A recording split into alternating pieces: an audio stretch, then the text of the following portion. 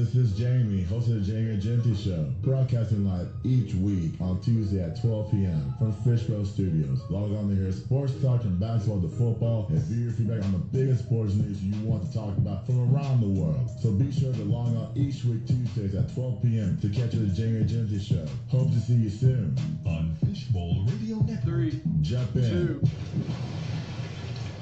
2. Welcome to the Beyond the Game podcast on Fishbowl Radio. Jamie, it's Tuesday, July the 8th. Now, news that came to my the aforementioned Dak Prescott has told us that he'll be 100% healthy and ready for training camp. So next week, I will stand right now. I know training camp is coming soon, July 21st, and we'll have a full-on discussion between now, training camp starts, and so Dak fully healthy. He should be fine. He should be fine. But we'll see what happens. Now we get to the NBA stuff. Now this is the free agency summer. Free agency still going on. Giannis has not been signed yet. Once again, for I think like the 4th straight year that the summer league got started. I wrote down 10 things that 5 of them are free agent teams, and then the other 5 is summer league stuff. So let's go through those 10 things. So let's start with number 1, the Dallas Mavericks. Now, this is where ESPN, the media, has lacked their coverage during the summer. They sit around and they wait for LeBron to opt into his contract, and they report on it every single year.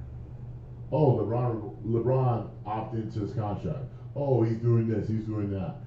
I mean, who cares?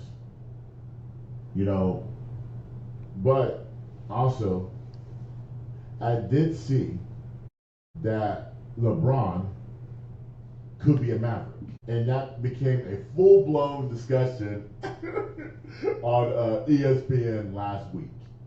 And I'm like, why are we discussing LeBron as a Maverick? They did this for Kobe back in the day, and Kobe never became a Maverick. And so LeBron doesn't fit on this team. You got Cooper Flag, you got Kyrie, you got Clay, you got Dave Gafford, you got Derek Lively, you got Anthony Davis. You have a legitimate team that will compete. The only thing that will derail the Mavericks is their health and inconsistency. And so but the report came out and said they will only get LeBron in a buyout situation. So if LeBron bought out his contract with the Lakers today or next season, there could be a possibility, but I'm not going to sleep on that, because I think LeBron does not want to. No. Let's report on the summer league. Let's focus on the guys in the summer. The guys in the summer are doing their work. The Mavericks have a good summer league team. Cooper Flag is leading the charge. My only hope is I don't want Cooper Flag to rest. This man is 18 years old. He should have legs and euphemism for days. And I'm telling you, if he rests for one day, I'm gonna be very upset. Because this is how the NBA does their rookies in this era. It's happening. It not only is happening in football, it's happening in basketball. It's happening in where these 18-year-old men and women are resting. Heck, you haven't hit 30 yet. But yet, when you hit 30, you can rest. It's like you got to be able to go to practice and participate in the games. I want to see more Cooper Flag. I want to see it. And so they hired Frank Vogel as an assistant coach right now. Jason Kidd is filling up his roster with Frank Vogel. You know, they used to coach each other in the bubble. Daniel Gafford I also want to talk about the Lakers today. I want to talk about the Lakers. They go on to sign Dante Exum, D'Angelo Russell, Kyrie Irving. Their message, I give them an A. I think the signing of D'Angelo Russell, almost hitting 30 years old and growing up, stays over there. I hope he comes in and provides a spark. Remember, Kyrie's not playing to January, as they say, but we'll see what happens. They mentioned in the offseason you got to stay consistent and let Cooper Flag play. If Cooper Flag has an ultra competitive personality, you let him play until the season, the summer league is over. The summer league is only 5 games, so you got a bunch of time to rest. So I'm looking forward for Thursday because that's the first game. I'm looking forward to see what Cooper Flag can provide, and then next week we can talk about how Cooper Flag did in the first 2 or 3 games, whatever games he plays in. To me, they're going to probably send him out for a game or 2. Number 2, the Lakers. Speaking of them, LeBron opts in. They signed DeAndre Ayton and Jackson Hayes. Now, DeAndre Ayton doesn't help the Lakers front line. He's a good ball player, but have you seen the effort in Phoenix and Portland? This man literally quit on Portland. He said, "You drafted this guy, and now you have no value for me." So he made it about himself over the team. And so he leaves to go to the Lakers, and now everyone said, "Oh, the Lakers have a solid big man." Well, DeAndre Ayton won't be the big man of what the Lakers are looking for. The Lakers are looking for rim protection. DeAndre Ayton does not give you that. He does not give you that. Have you seen what happened in Phoenix? Have you seen what happened in Portland? There's reasons why this signing happened. Listen, I hope he changes it. I hope he becomes the best player on Lakers. I hope he does. But this doesn't spell championship or before that, the next round going to next season. Gotta remember, your star is going to be 41 years old in December. And I'm pretty sure you saw clips out there of him practicing like a 20-year-old man. And it's not a bad thing. I love LeBron's commitment to the game. And LeBron's going to be committed to the game until he decides it's no more. And I don't read into the stories of he wants to retire next year or the next 2 years. I'm not saying that at all. So we ask ourselves the question, is there a championship in the future? Can LeBron win a championship between next season and beyond? That's going to be tough. The West is controlled by OKC. Heck, I can give you my top 6 right now, and I can say the Lakers can fit in that 4th, 5th place spot, but I'm not going to go past the Mavericks. I think that the Mavericks can compete with OKC. If the Mavericks are healthy, they can win the West next season. That's the only thing. If they're healthy, if Anthony Davis plays 65 to 70 games, that's what you need to qualify for an award, be committed, then they'll win. Then the Mavericks will win the West. I mean, I can't go past the champs because the champs are going to be there. I'm not going to go over. I can easily say the Clippers. I can easily say the Denver Nuggets. I was getting concerned with the Nuggets because they didn't sign Jokic back, which they did. Now they got Giannis Valanciunas. And so now the concern I don't have now anymore. So now with the Mavericks and Daniel Gafford, the Lakers missed out on Daniel Gafford. The same contract that Game Gafford got, he could have got with the Lakers. Maybe a little bit more. But he talked about a solid center in Dan Gafford not have to play second fiddle to Derek Lively. The only problem with Derek Lively is he's young. He's 21 years old. Seems like he's not ready yet. But he will be soon enough. That's where the Lakers missed the mark. And I feel like the Lakers are going to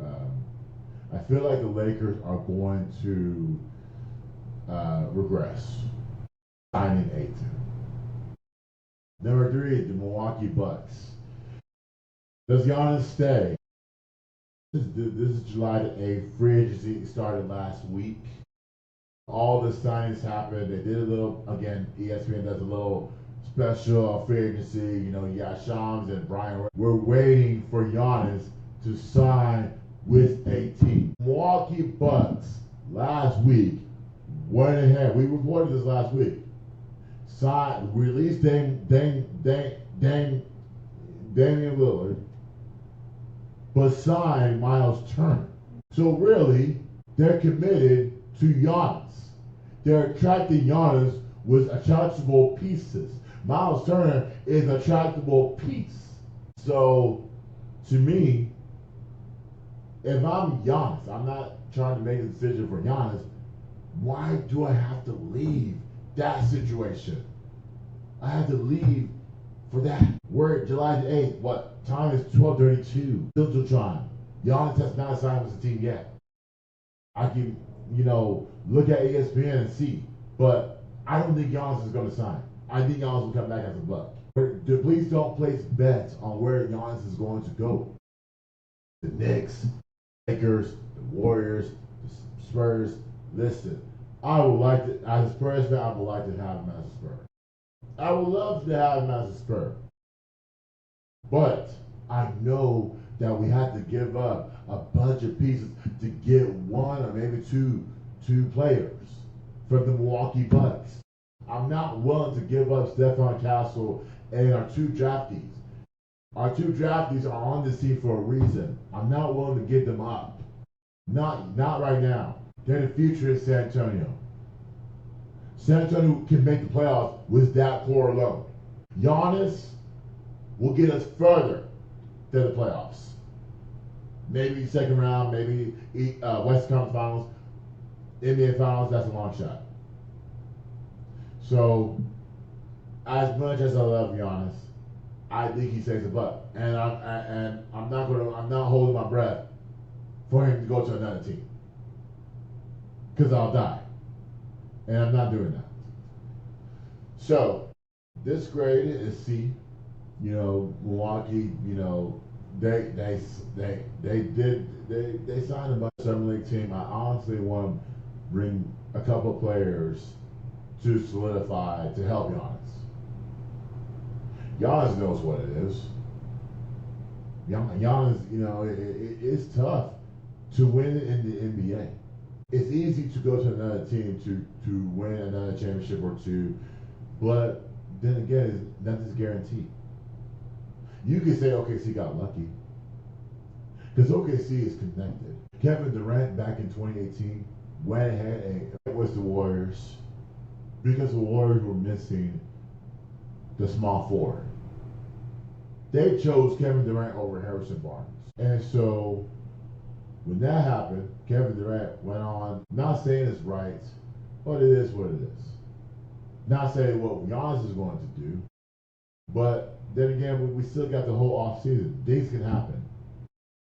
Things can happen. Giannis can get traded to the weakest team in the league and still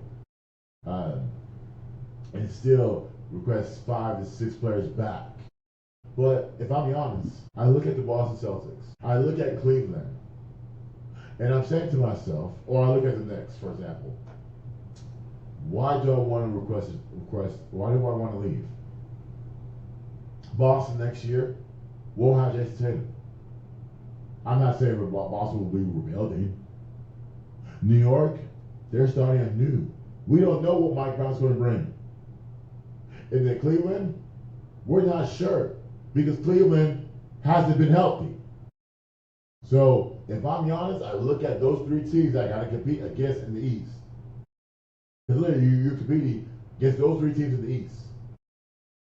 Why don't I want to leave? You could win the East next year. Why? You could win the East next year by, okay, Boston's going to fall off for one season. Cleveland, Cleveland will probably have the best record, but fall in the playoffs. New York, we're not sure. We'll talk about New York in a second. But I really want y'all to really think about this. Number 4, Houston. The Houston Rockets. This is the battle of Texas. Now, here's the thing. Mavericks have Cooper Flag. The Mavericks probably have the best starting 5.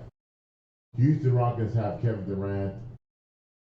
They have Fred Van Vliet, Jabari Smith Jr. They have African Sengun. They have Amin Thompson. That is in line. Okay. They signed Dorian Finney-Smith and Clint Capella. So you really honestly, they want to win a championship. They want to bring a championship. Houston's going to compete. Houston won 52 games last year. Houston has all the pieces in the world to compete. But the good thing is that they traded Cam Whitmore. Now Cam Whitmore goes to Washington. Okay, you know Washington, probably the worst franchise in America. As I say this because Cam needed a fresh start, and going home, which he's from, and being on the Washington Wizards, a bunch of young talent. Good young talent. It's going to take years and years for them to come up. But I was just reminded that they have CJ McCollum. CJ McCollum is not there to hold your hand. Chris Middleton is not doing the same thing either. They want to win. So if a team filled with young players, but you add CJ McCollum and Chris Middleton resigns with the team, what does Washington have? Washington could be in the play-in next season. Their coach is not that great, but they could be in the play-in next year. But in Houston, I think honestly that right now, and I know that I said that Dallas it could win the West. I know I said that, but also I can't go past it. I can't go past Houston. Houston has. I can't go past the Houston. And so this team is championship ready. Ime Udoka is ready. Is a great coach. At number 5, the Detroit Pistons. Moving on from Malik Beasley. Malik Beasley, you know, is in an investigation for gambling. You know, again, I saw on Instagram, and even though I see the work that Malik is posting, I see the work that he's doing. This gives me optimism of what the Detroit Pistons can be. You see, Malik Beasley I think he shot 39 or 40% from three-point range last season. He was the reason why that he took the Knicks to 6 games. He's the reason why they got to the playoffs, period. And so, just imagine you regain your career, but yet it's like this comes along. You offer a 3-year, $42 million contract. Now that's all could be off the table. Then they go ahead and trade for Duncan Robinson because they don't know if you're going to be out of the league or not, or out of the league as of now. So Detroit had to do the right thing. Detroit had to make sure they cover their bases. And they did by trading for Duncan Robinson. This begs the question, do they move on from Malik Beasley? That's number 1. Do they move on from Malik Beasley? So they signed Duncan Robinson. Now that they move on from Malik Beasley. Jaden Ivey is coming back next year. Who else is missing? Cade Cunningham needs to take that step. Cade Cunningham needs to take that step next season. And Detroit, honestly, is in the top 6 in the East. Will be. But could they win the whole East? That's the question. Number 6, Mike Brown. Mike Brown, I have some things that he can do in New York. I know Stephen A is not happy with the move. I know most Knicks fans are hot and cold, but I have some things that Mike Brown can work on. So, well, he needs to focus on. So, number one, you gotta avoid the noise. Now, this noise started with Stephen A, doing his New York Knicks chants. They flooded the streets after their second round victory over the Celtics. There wasn't much flooding the streets after they lost in the Eastern Conference Finals. The practice times will be shorter. They won't be as fierce, but they'll be very structured. I thought that today's NBA with Tom Thibodeau doesn't resonate with what happened with his coaching. Don't get me wrong, Tom Thibodeau's a great coach, and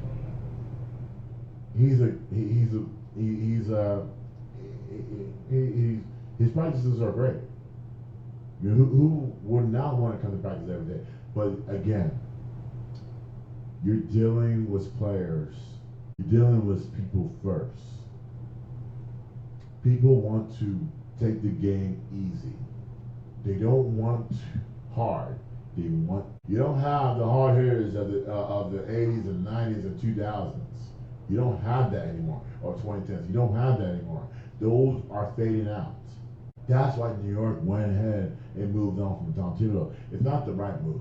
It's not the right move at all. You took them to the conference finals. So obviously something worked. Something worked to the point where Tom was a couple games away of getting an NBA final berth for the city of New York. And so, but you're dealing with a generation where the rest is important than the value. The value is we can get you to the NBA Finals. You can't get it with half-ass efforts. I'm not saying the Knicks are going to go half-ass.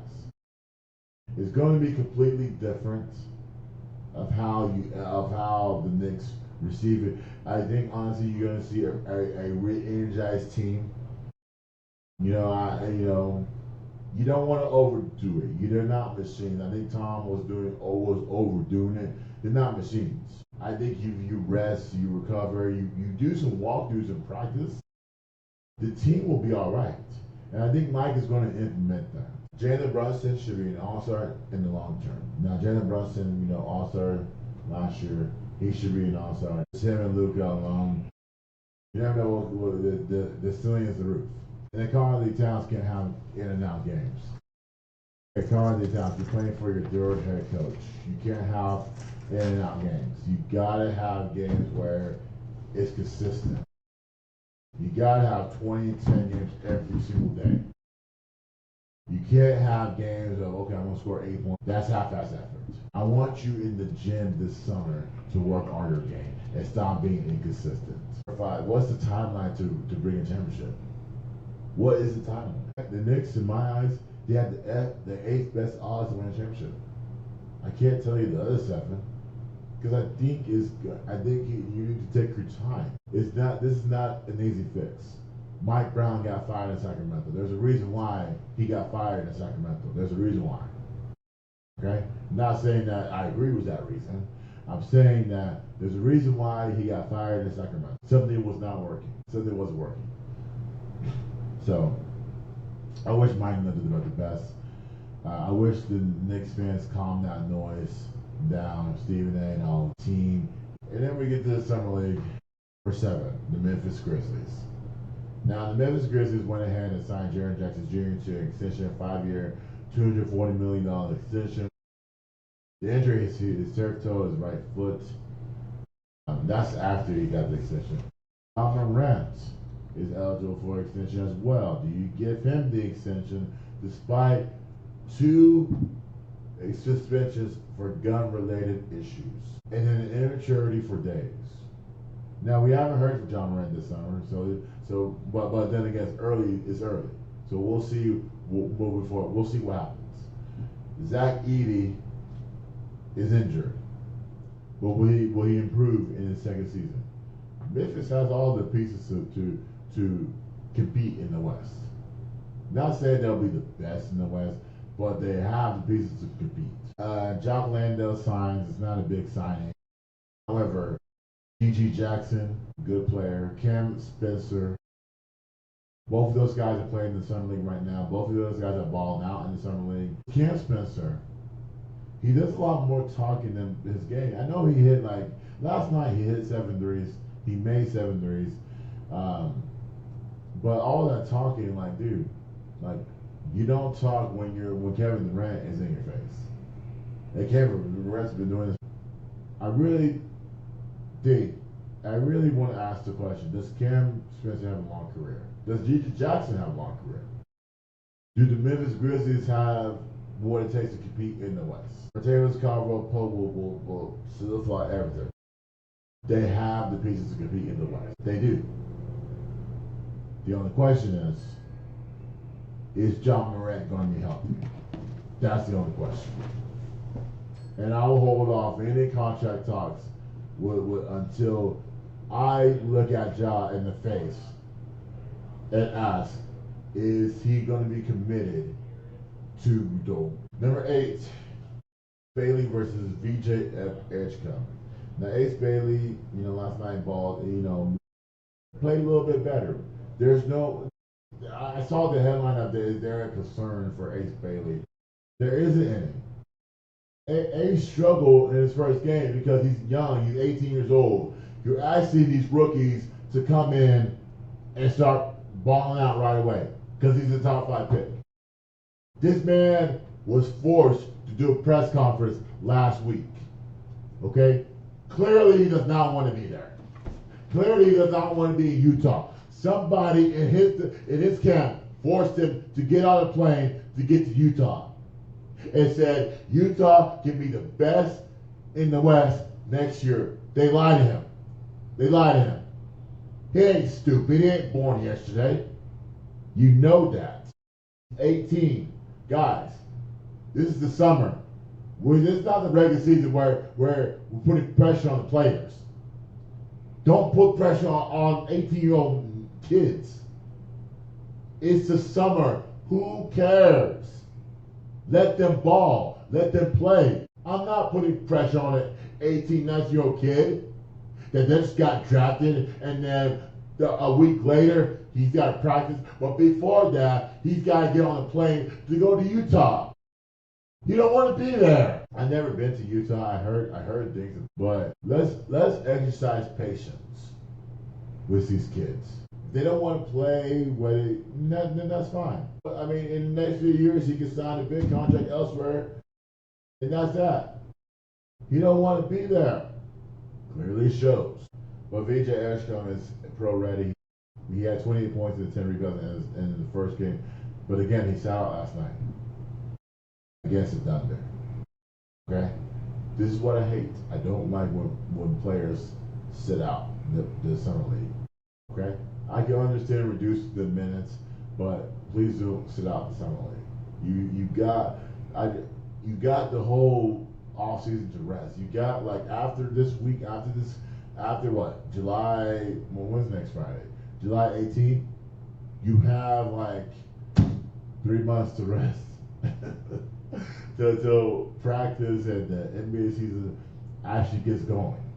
So you're going to be fine. You're 18, 19. We were 18, 19 once. We were jumping around. We're still jumping around today. So exercise caution. Number 9, the free agents are out there. There's some free agents out there still. They're good free agents. They're still out there. Let me run down you a list. Chris Paul is out there. Chris Paul has indicated this is his final season. He's still a free agent. Chris Paul indicated that. I don't think it's confirmed. He was hesitant about it when they asked him about it the other day. But you just don't know with these players. You don't know if it's going to be their final season or not. And then you got Bismack Spurs. Malcolm Brogdon, his career has on a downward spiral. This man started in Boston, played well in Boston, and then gets traded to the Wizards, and then gets another trade to the Portland Trailblazers, and then his career has down spiraled. I remember he won Sixth Man of the Year, I think it was the Bucks, but his career has down spiraled. Jay Crowder, that's a down spiral career. He played with the Bucks last year. We're not sure if we're going back into the league. We're not sure about that. DeAndre Jordan is another one. They went with Denver said we want a good backup for Jokic. I thought DeAndre Ayton was a good backup for Jokic, but apparently not. So Jonathan Kuminga is still on the Warriors. I will honestly challenge Jonathan Kuminga to play in the summer league. You know, there's so many conflicting stories about him not wanting to be in the Warriors brass anymore. Thinking that the Warriors are going to trade him, and then all of a sudden he balls out for 20, 25. I will seriously consider playing and getting my morale up and make sure that these teams are interested in what I can provide to them. Provide for them. Marquise Morris, you see, in the last few weeks, you saw in the conference finals and the NBA finals, you saw the Morris brothers be on ESPN. They've done a phenomenal job on ESPN. I honestly think my best month of my life watching ESPN was watching those Morris twins talk about basketball. Keep it basketball. Keep the answer the right questions. You know, it made First Take and actually get up more watchable because you got actual ball players who play in the league right now talking basketball, having basketball knowledge. You can't talk about, you can't, I'd rather listen to those guys than Stephen A. and Kendrick Perkins. I love Stephen A. Don't get me wrong. There's times where these last few weeks, he's been really off. Everything's got, it started with the Knicks chant, and then it ended with the NBA draft foolishness. And so, when I was watching Get Up and First Take, the Morris twins were on. It was just pureness in basketball. I didn't have to hear Kendrick Perkins talking about, oh, I want to fight a bull on top of basketball. It was just pure basketball. That's how it should be. And Marquise Morris is still out there. I'm pretty sure he's going to sign another contract with the Lakers. And, you know, we'll see where it goes. Unfortunately, Ben Simmons is a free agent out there. I think his career is done. I'm not sure what effort you're going to get from Ben Simmons. I look at the guys. I'm going to watch a bunch of Summer League in the last week or so. I look at the Summer League guys. I look at the guys that are trying to make the team. There's guys. I looked at Memphis. I looked at San Antonio. I looked at the Lakers. I look at Miami. Again, this is in the California Classic. The real Summer League starts on Thursday, which is the Las Vegas thing and all that stuff. There's some games tonight, but I'm looking at those guys. I'm reading their personality. Those guys have an NBA roster. Those guys want it more than Ben Simmons does. Ben Simmons just blocks the spot for those players to get what they want. And if I'm a team out there, I have to challenge Ben Simmons. Do you want this? Do you want this? Because he didn't want it in Philly. He didn't want it in Brooklyn. He definitely didn't want it. Do you want it? Tristan Thompson, okay? Tristan Thompson, I mean, you know, to me, he's worthless. So all the off the field drama was Khloe Kardashian and all that. I wouldn't sign a guy like that. And I shouldn't be basing it on the off season, on the off the court stuff, but I am. Those things affect you. Then those things say, okay, this guy's not fully invested in us. He's not fully invested in the team. He's fully invested in off the court stuff. Remember, he's trying to get his ex back. For years, he was trying to do that. And it's like, this guy's not focused on basketball, period. Why do we need a guy that wastes a spot for somebody? Ever since he pulled that move, I lost respect for Tristan. I lost it. What is he good for? Wasting a spot? Cheating on somebody else?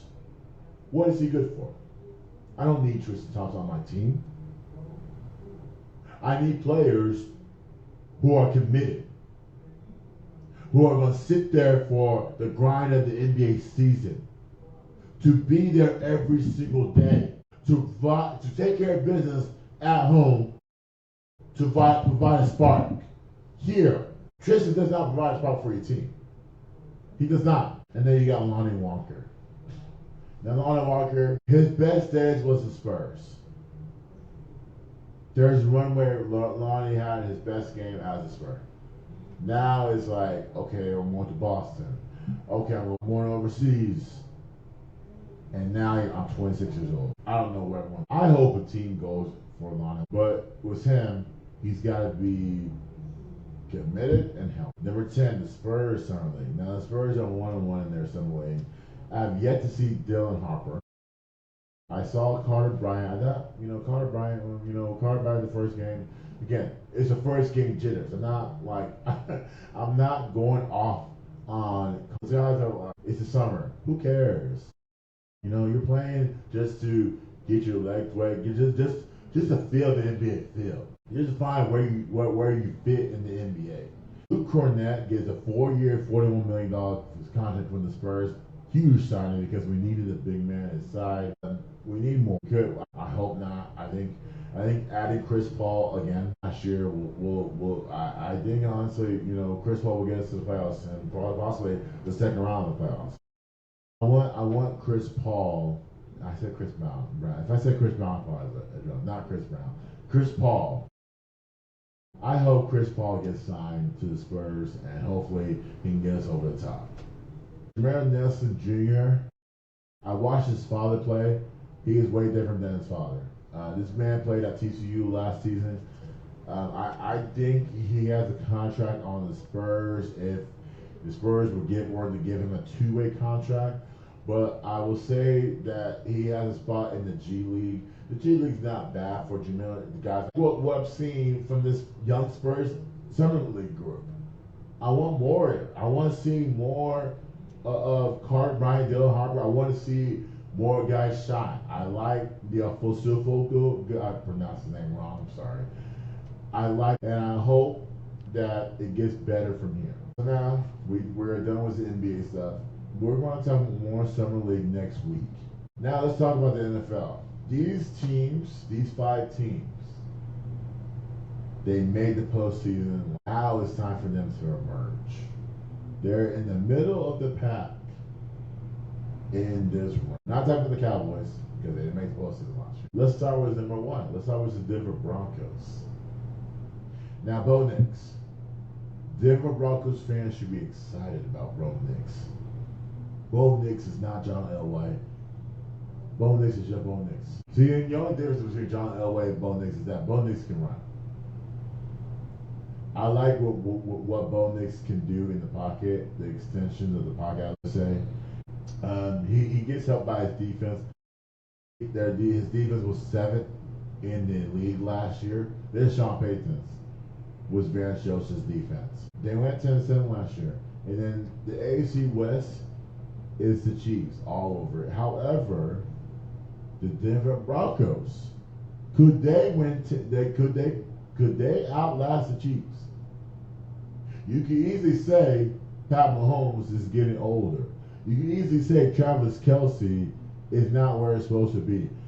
I'm not going to say that for Travis Kelce. I think Travis Kelce and Pat Mahomes will come eager, motivated to control this division first and then go on their long playoff run afterwards. But the Denver Broncos, we can't sleep on them. We can't sleep on the Broncos. I think the Broncos would be the second best team in the conference. Wouldn't surprise me if they win the division over the Chiefs. But I do think I like what I'm seeing in what this group can do. Now, speaking of JD Daniels, let's talk about his Washington Commanders, number 2. They made the NCAA championship appearance last year. They lost. But JD Daniels, we always criticize the sophomore slump. Is there a sophomore slump for JD Daniels? There could be. There could be. Everybody goes through that slump. Everybody. JD Daniels, unfortunately, might go through his. The only thing that he lost, the only thing that they could ask him to not do is don't run so much. Don't run so much. Because the pocket is going to decrease. They could ask him that, but this team went 12-5 last year. Cliff Kingsbury passed up a lot of jobs. He said he didn't want to coach, but he might be. Bobby Wagner's your leader in defense. Frank Louvu's not behind. He's not further behind. Doris Armstrong and Michael Gallup. I hope it goes well. They need to get the wide receivers touches. You know, Debo's there. You know, Debo helps you out. Debo can run the ball. That's why I said. That's why I'm saying. I'm thinking the staff could ask JD5 to not run so much. You have a running game. You have Debo that can run and pass, that can run and catch. You have Terry McLaurin, which you need to sign, and then that's it. Your offense is going to be good enough in 2025 to win. Not necessarily the division, though. Maybe want the wild card, but you got to get through the Cowboys first. The Cowboys. I'm not saying the Cowboys will win this. I'm saying that. So I look at this outlet for JD5. In order for you to not have a sophomore slump, is to stay focused and you have all the help in the world. This team has helped you a lot, and we'll see what type of team this is. Is this going to be a championship team, or is this team going to be one and done? And as a Cowboys fan, I hope they're one. Number 3, the Chargers. Will Jim Harbaugh focus on coaching? It seems like every week John Harbaugh shouldn't follow you to the NFL. And the past shouldn't follow you. It is what it is. And so, where do they stand in the AFC? Jim Harbaugh should be focused on the Chargers. And I know he's trying to, but these things keep appearing of his name. Don't name Michigan. 11-6 last year. Justin Herbert had 23 touchdown passes. Khalil Mack, Najee Harris. Actually, Khalil Mack was on the fence of retiring. Somebody convinced him to come back, and he made the right decision. So you got to run the football and finish games. You know, too many times the Chargers have been in the games. They finished them in 2024. In 2025, looking at the schedule, we'll see. We'll see what type of. I'm interested to see Lyle McCarthy be great, and then you got to make some noise in 2025. Now, I know that everybody's focusing on the Chiefs, possibly the Broncos in your division, and I ain't even worried about the Raiders. See what's before the Buffalo Bills, with Josh Allen win his second MVP award, 13-4 in 2024. Joe Bosa needs to have a good season. He needs to have a good, healthy season. Josh Allen is very creative and is off as a game. In 2025, does he have enough? Jackson versus Allen, Lamar Jackson versus Josh Allen is always going to be a debate for future years. But again, when we get to the postseason, both teams will make the postseason again. Whatever going to stop the conversation of Lamar versus Josh Allen. Because remember, they played each other. Baltimore King was in a catch of time that game. Buffalo Buffalo, but can Buffalo get past the Chiefs? As long as Pat Mahomes is there, this debate is over. We're not going to talk about Lamar. Number 5, the Houston Texans. Actually, what Buffalo needs to improve on is, I know that because they're, but I think the Patriots may have something. We'll see where that goes. But last but not least, number 5, the Houston Texans. C.J. Stroud, year 3. Would he take his year 3 to the next level?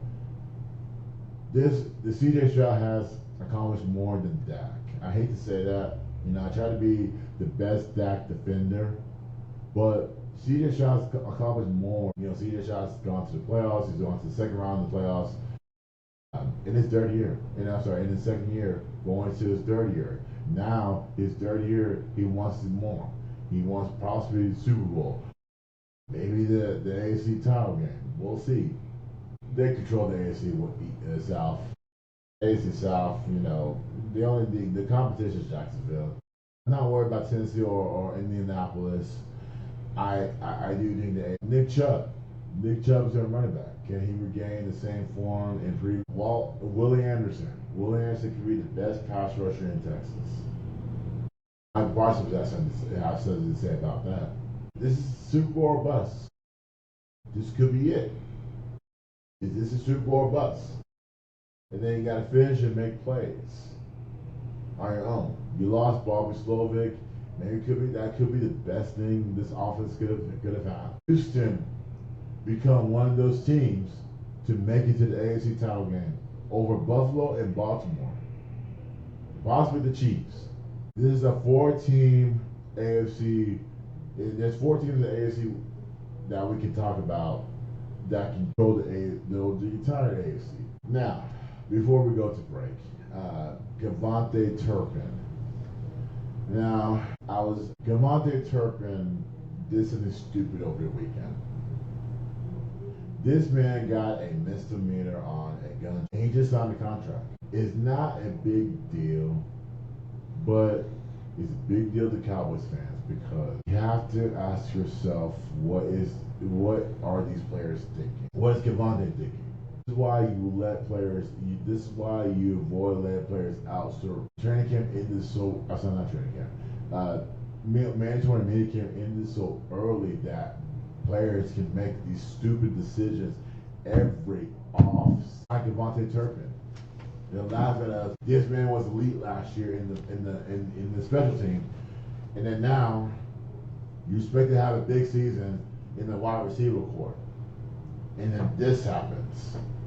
And now, the NFL's personal conduct is so stupid that you have to rely on their decision if he's going to get suspended or not.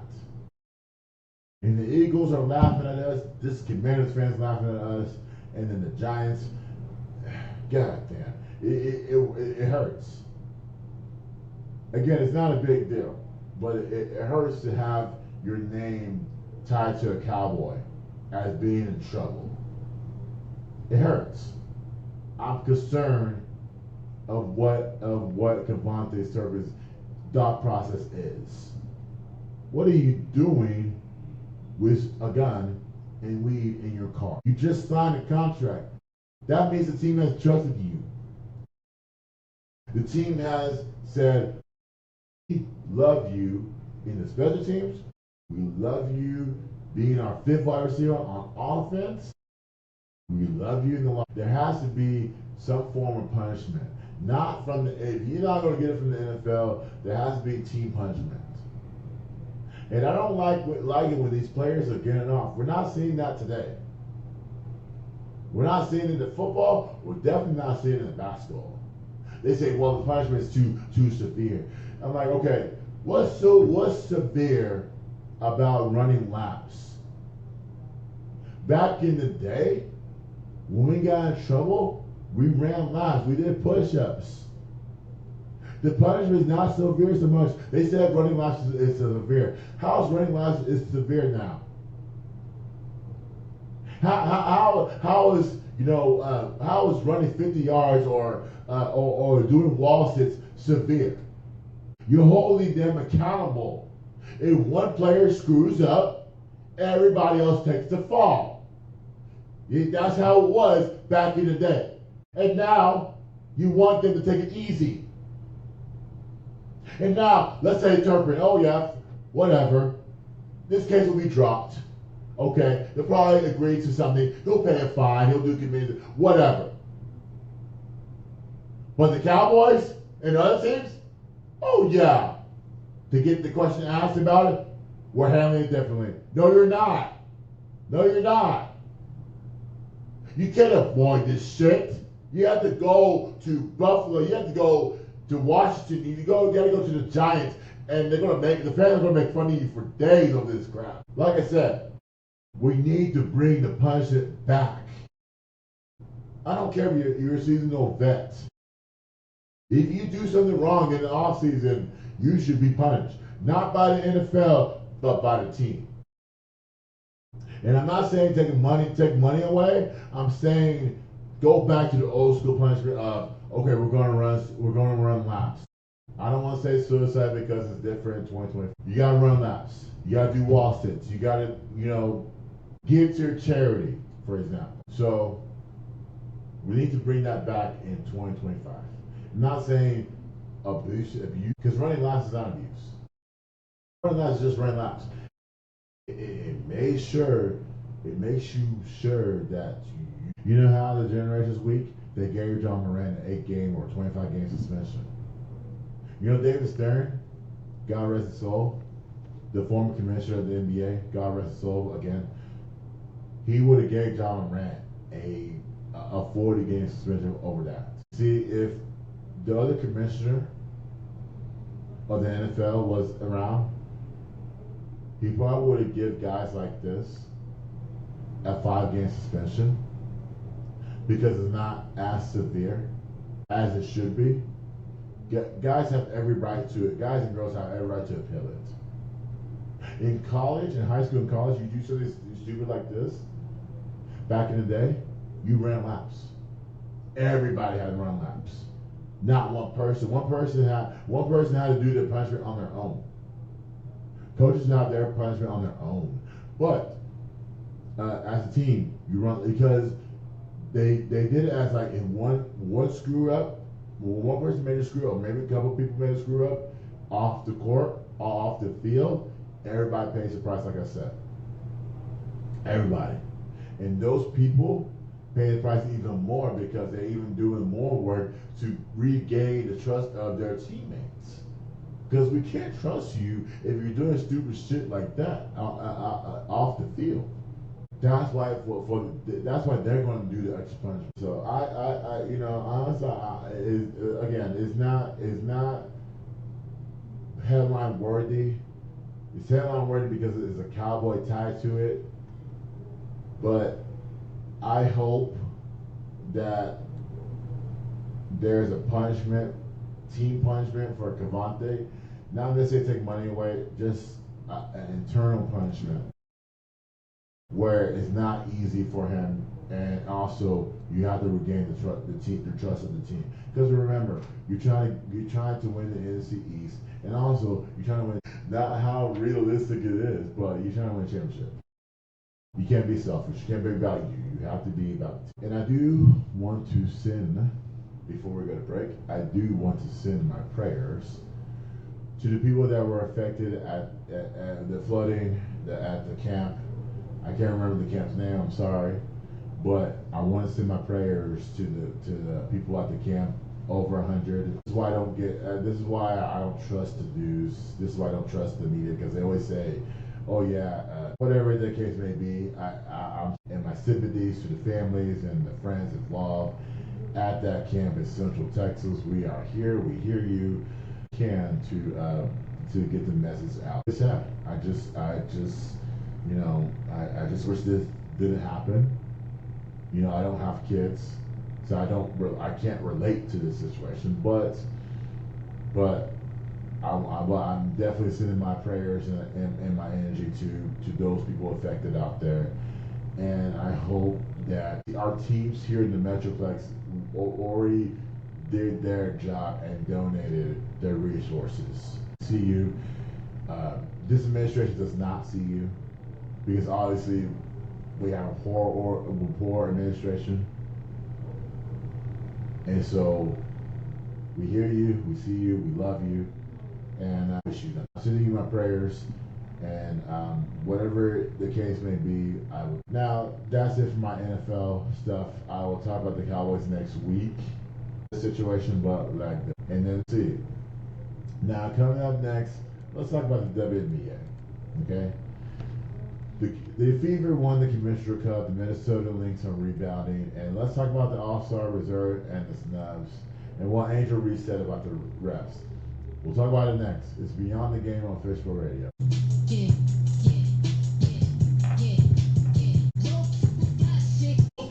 I'm connected. Bitch, I breakfast. Still might slide on the op. It's electric. Ain't didn't work, so they let it fly. For you, Schmirk, man, reaching the game, losing $3 number 2.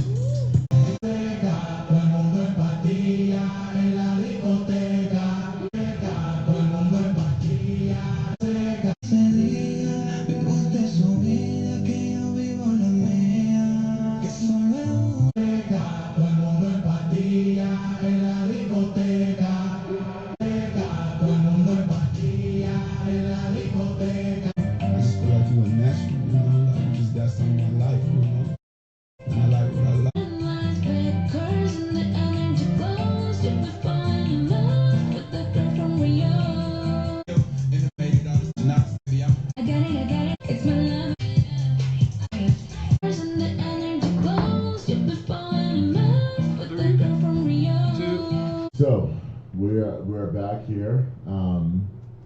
You know, the WNBA has afternoon games. They call it Camper Week. That's where the kids of the camps, they go to the games as a field trip, wherever they're camping from Dallas to basketball camp, whatever the camp may be. It's a good time. Hope that at some point the NBA does this because I think that I think it's good. The NBA should do this. I don't think the NFL will adopt this because the NFL is too much money involved and too much businesses get in the way. And so, if the NBA want to adopt this, I think it's a great idea. The only difference is that with the NBA, there has to be a field trip. Everybody has to be able to go on a field trip. In school. If you talk about a kid trying to go to school, a kid go. Let's say we're going to the Mavericks game one day. Let's say the Mavericks play at 12 o'clock on a Wednesday. Field trip day for the kids, bad for adults. Because the adults will be at work. Some will be at work, others work from home. Some can skip work to go to the game. If the NBA adopted this. Now, Major League Baseball there's some afternoon games which I definitely don't agree with, especially in here, because when they play afternoon games during the school session, it's like kids can easily skip school. That's easy. You skip school. That's easy. Go to the Rangers game. That's easy. But teams, unless the teams in a playoff position, then I highly disagree with that. So I don't know. I don't know if the NBC, but because the kids are not in school, they're only in camp. But we'll see. Now let's get to this thing. The Fever won their Commissioner Cup. They won. Caitlin Clark was all over the place. She was talking about, it was all the things. So it went from Caitlin Clark not playing, growing injury, must be a serious one, it was all the things. And again, alcohol played a factor in the Cup championship. You're saying that's bigger than the actual championship itself? That's crazy. And then you're saying all the things online. from, oh, the WNBA needs to adopt this. The WNBA needs to pay players to make the WNBA finals. Okay, that might be true, but you're not making the WNBA finals. Your team is not good enough to get there. The media wants you there. The media says, we love Caitlin Clark over Angel Reese or any other player in the league. Caitlin will win the championship, but they don't realize what their team is. Their team is not good. It showed on Saturday. How can you not beat the worst team in the league? The Sparks are the worst team in the league, and you lost them twice this season. And there's Sophie Cunningham shaking her ass, not her fake ass, I'm sorry, I should have used fake, but her little ass saying, oh, I don't want to play in Detroit. Oh, I don't want to play in Cleveland. How disrespectful do you have to be that Detroit has won it? Do you realize that in 2008, Detroit won a championship in the WNBA was a shock? Do you realize that that city is emerging? That city, Detroit, is emerging. The football team got, even though they got upset by the Commanders, that team they lost 2 corners. That team is emerging. Detroit Pistons has brought the fans back. Davey Biggerstaff brought the fans back. He should have been the coach of the year. You went from a dirty win. You went from 14 to a dirty win improvement team. The Detroit Tigers are 20 plus games over 500. So that city is emerging. Why not have a team in Detroit? Honestly, Sophie doesn't know the history of the WNBA. That's what it is. But yet she's shaking her ass on Instagram. Do you realize if Angel Reese did that? Do you realize if Camille Cardoso did that? All their Sparks, all the Sky players did that. If they won the chip, if Aja Wilson did that, do you realize if Nafisa Collar did that? Even though Nafisa Collar is a mother and she's well equipped of not doing those things, do you realize that everybody will be crying? This man sitting to my right would be like, why did Angel Reese take her ass like that? And I love him, but the other people, the white people say, oh, she's shaking her ass. She's black. She shakes her ass. That's what the white people. But you don't get on Sophie Cunningham for doing that. You don't like that. That's white people saying that. Us blacks, no mind. We just wait. We just wait until whatever happens. You see, Leah Boston didn't do that. Leah Boston didn't get on camera and did that stuff. Kelsey Mitchell, both players, humble. Caitlin, you shouldn't be saying these things. All the girls, the ladies right now, that want to be in your shoes, that want to be talked about on a daily basis, don't get that luxury of being talked about. You're talked about every single day. Every time ESPN brings up something, your name is a part of it. Every time they're like, oh, we got charter flights now. Oh, because of Caitlin Clark. Oh, we got more money because of Caitlin Clark. Oh, we got more resources because of Caitlin Clark. Oh, we got new basketballs because of Caitlin Clark. Every time. Why does one person have to decide the game? Why can't the league do it themselves? The league has the money. The league can do it themselves. So the Fever won this game. Okay? You're happy. Great. Okay? However, you lose to the Sparks. After beating the Aces, after Becky Hammond called out the team, called them bipolar, and called them all the things in the world. Just imagine being called out your name.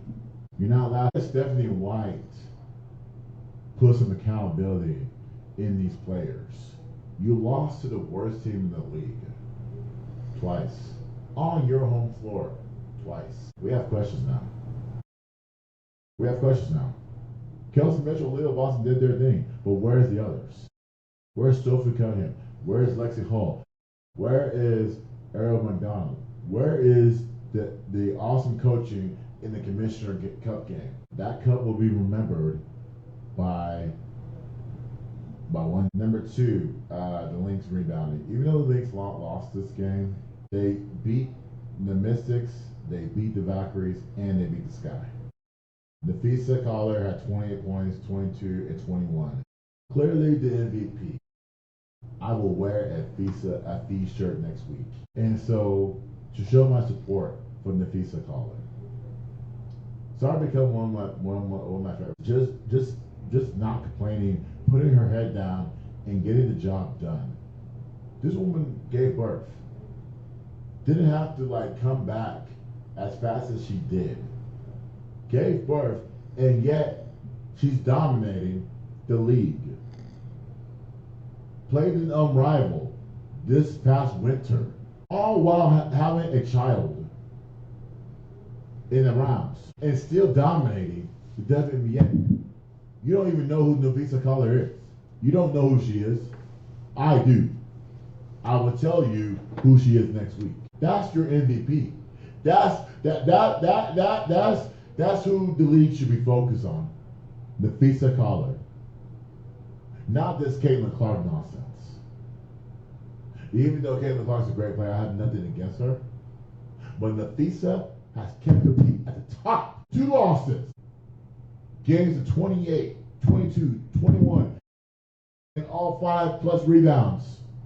While shooting 50% from the field and playing elite defense. Listen, they don't get where they need to go without this effort from them. You take her off the team, it's that team 17-2 right now. But then they get help from Diamond Miller and Jessica Shepard and Maria Konomakova, if I'm pronouncing that name correctly. And then the only improvement is just stay in it. 17-2 and first in the conference. You're 8 games ahead of the Aces. You're dominating. This team doesn't lose. Now they should have won the Commissioner Cup, of course. But now the next 5 games, I hope they got the Mercs. They got another afternoon game at the Spark, so that's on Thursday. And then they got the Sky, another afternoon game that's an ABC game. And then they got the Sky again next Monday. And then they got the Mercury next week. This team could win the next 5 games. They can go 22-2. Saying a lot. That is saying a lot. Joe Reese can win. Number 3, the Dallas Wings. Now, Dallas Wings, they beat the Mercury 98-89. Azariah James had 28 points, 6 rebounds, and 6 assists last week. But also, they lost last night, 102-72. AJ Quinley had 18 points and 5 assists. The only problem is, in this stretch of games, is that the Dallas Wings were terrible last night. They couldn't stop the ball. They allowed Samuel Wilkin to go 7 for 10 from 3-point range. She had 36 points. He had 29 points at the half. That's how bad it should. You know how bad it got? Alyssa Thomas had a triple-double. You know what else happened last night? DeWanna Bonner signs with the so that adds another shooter to the Mercury. They don't need that. They just add her because you never know. You can't have so-and-so shooting on a daily basis. This team had no fight whatsoever in this game, even though there's no Enrique, there's no Dejanay Carrington. It's a loss. You put the ball in Paige Becker's hands.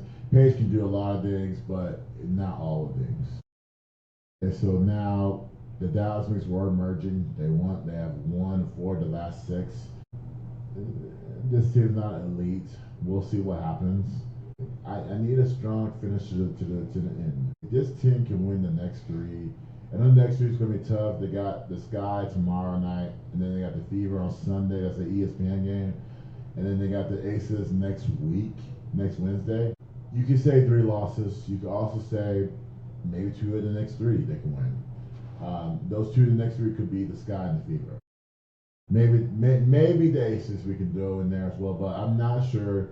After that talk last week, after Beckenham called the team out last week, I don't think you're losing. I don't think the Aces are losing ever again. So, but then again, things could happen. So, So we'll see where this Dallas move goes, and we'll have a full breakdown next week of the season. Before, the Ace is not playing enough passion. You know, they lost by 27 points last week to the Fever without Caitlin Clark. That was the best Fever stretch in basketball because they held two elite teams to under 60 points. Now we hear from Becky Hammond. Now Becky Hammond called out her team last week after this game. Let's hear what Becky Hammond said. There's just no two bones about it. It's one of the worst games I've ever seen. That's it. All right.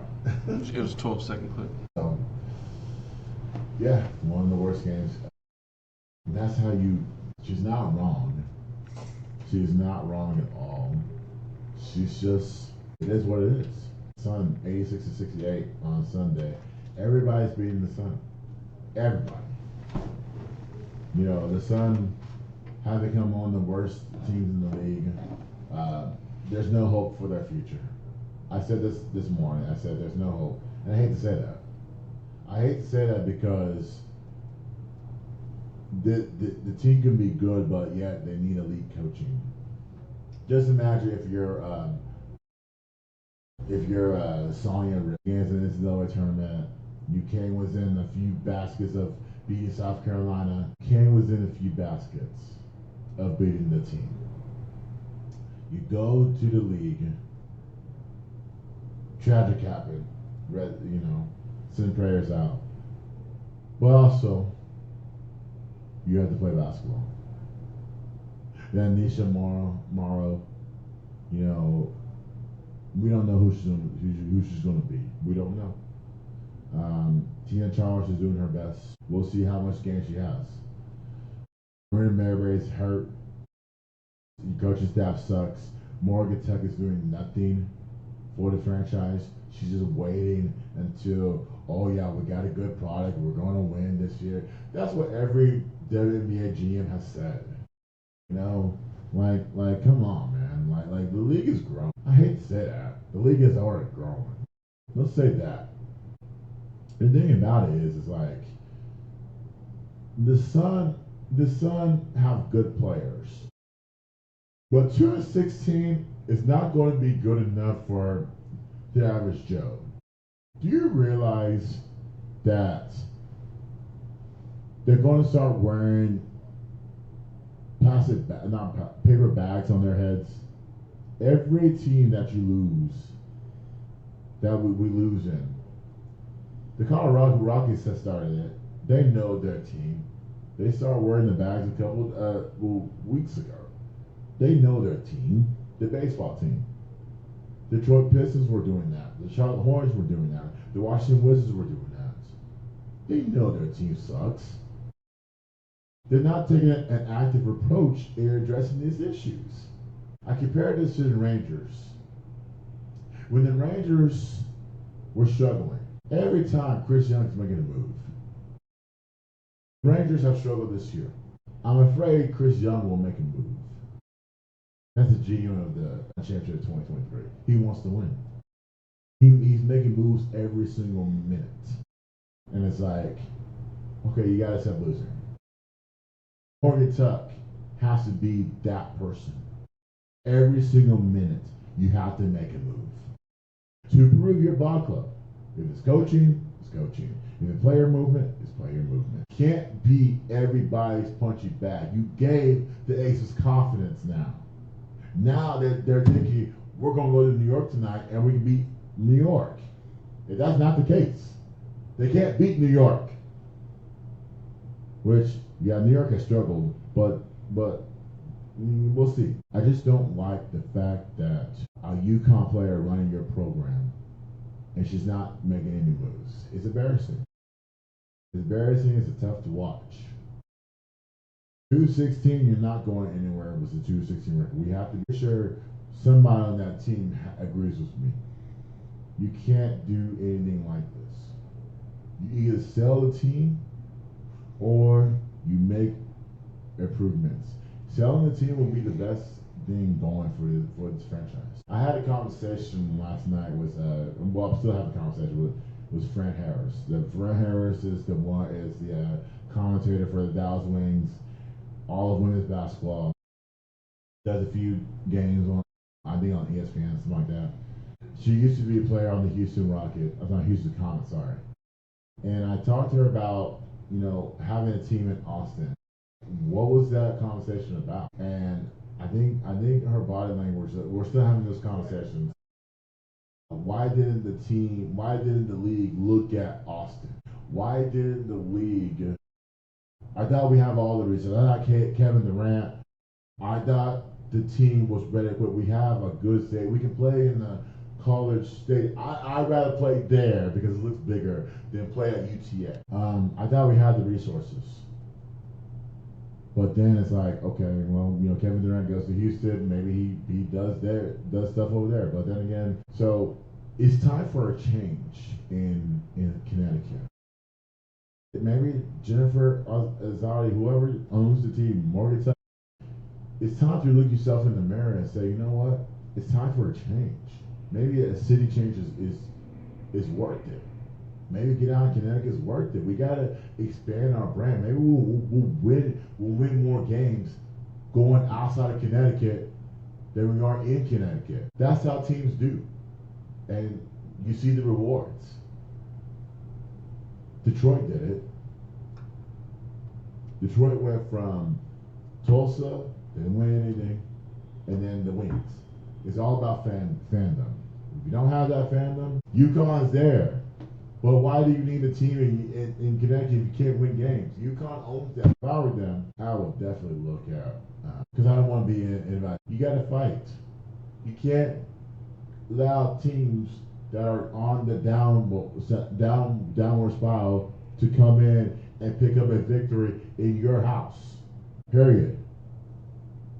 No matter how much they have the best player in the game or the best point guard in the game and their all-star guard. That's who the Aces have. Then my last and final talk of the point of the day, we need to talk about the all-star reserves. Arnold Cintron, Skylar Diggins, Ryan Howard, Kiki Inferent, Kelsey Mitchell, Kelsey Plum, Angel Reese, Alyssa Thomas, Kayla Thornton, Courtney Williams, and Gabby Williams, and Jackie Young. Those are your all-stars. Tonight is the draft. So tonight at 6 o'clock, it'll be Team Clark versus Team Collard. They'll do the draft. They'll draft their teams of pool. I wonder if Reese and Collard are going to go Angel. Both of those players don't like. I'm curious. I'm curious because I'm like, well, this is battle, ladies. We're not talking about like being friendly during the game, or being friendly all around. We're talking about one game on one day. That's it. Maybe a weekend. We're talking about 2 days out of the whole week, the weekend. Now you got to be friends, teammates. You can go back to battle, but teammates. And then you got Angel Reese, and we need to talk about the snubs, and then Angel Reese says, so let's play the clip. Angel Reese will talk about discuss about that, and then we're going to talk about the snubs. It's frustrating because I know how hard we were battling inside, and I think that we came down and fought as hard as we could with what we had, and I just know we continue to grow in this, and I think it's the leaping step for us, and obviously we know we can compete with the best, but that has to be fixed, and I don't give a damn if I get fined because that's cheap, and I am tired of this. Because I've been nice and I've been humble with it, but I am tired of this. Okay, so she's tired of shit. So, so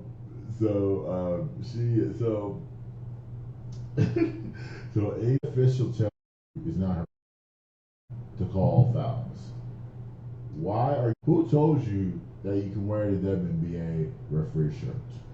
Did you pick up that shirt at Academy? You shouldn't be a ref, period, if you're saying, oh, it's not my job. You shouldn't be doing that. It's your job to keep the game in line. We don't want what happened in Indiana, okay? You didn't keep the thing in line, that's what happened in Indiana. Almost happened in Minnesota the other night. Andrews I counted 10 more fouls on Minnesota.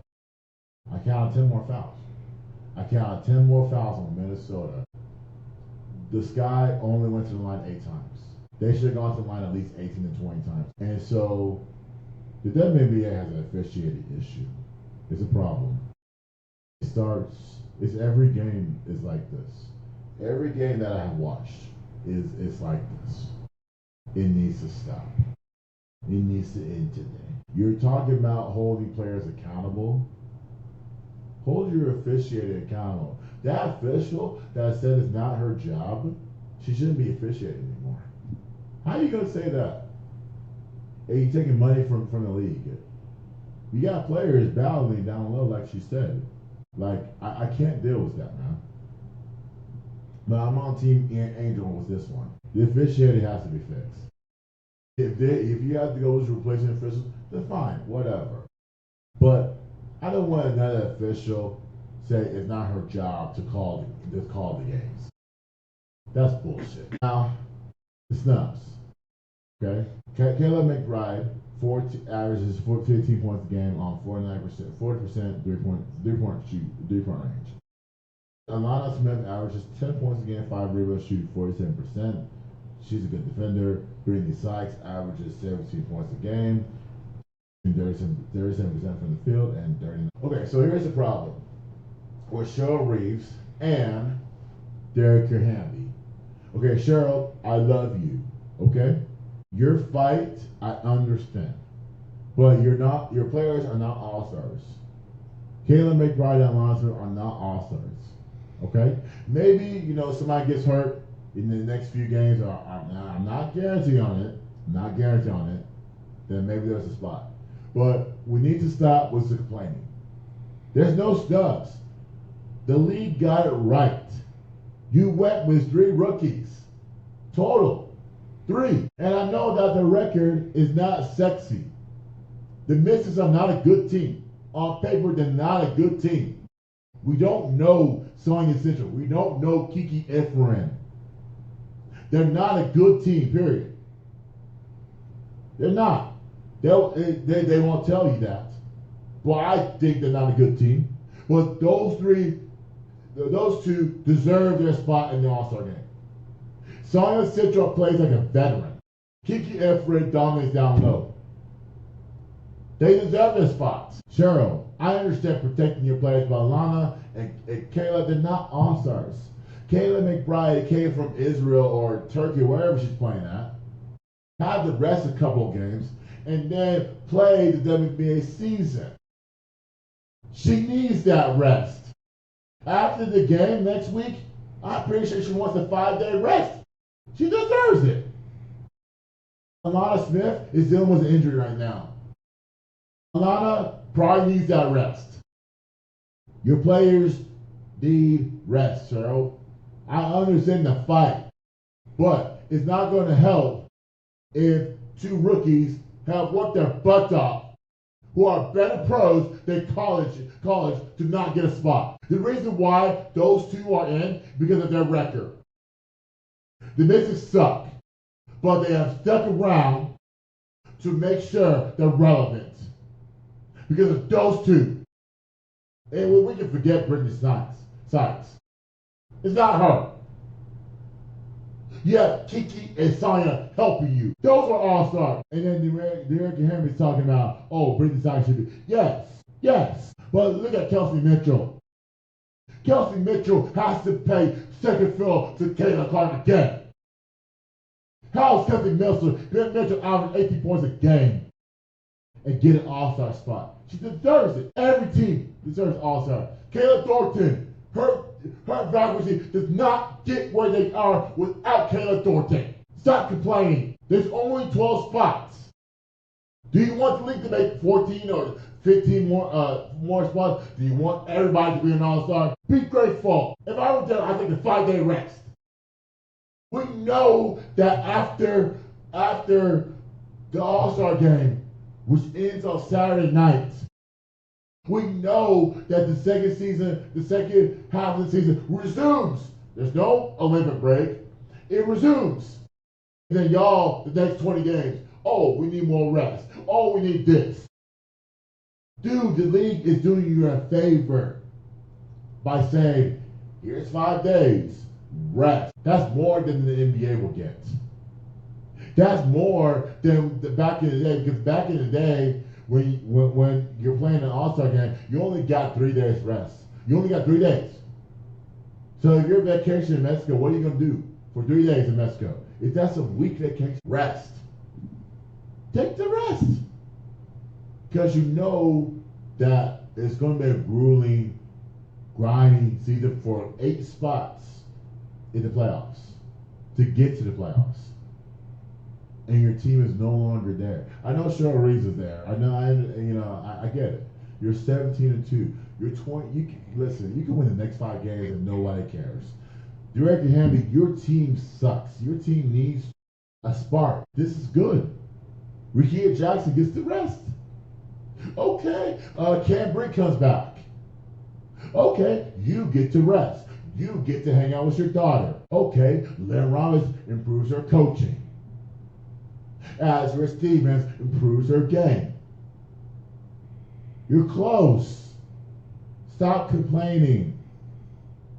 Take the rest, and you'll see the reward in the second half of the season. Now, that's it for my show today.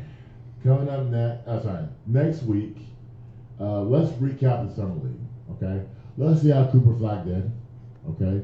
Let's see how my Spurs did. And then I'm interested to see how these East teams do.